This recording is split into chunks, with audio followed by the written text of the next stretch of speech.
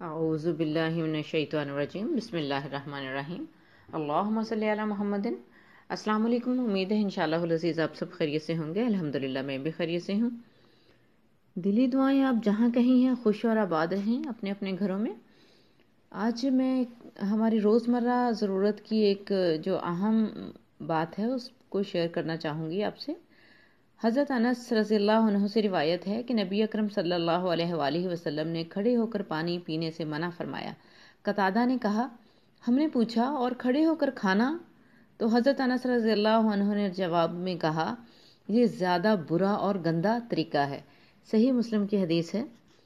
اس حدیث کی روشنی میں ہمیں واضح طور پر پتہ چل جاتا ہے کہ کھڑے ہو کر پانی پینا اور کھڑے ہو کر کھانا کھانا کیا معنی رکھتا ہے۔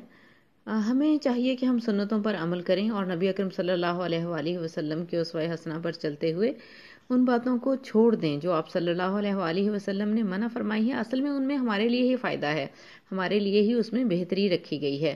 اجازت چاہوں گی، اللہ حافظ۔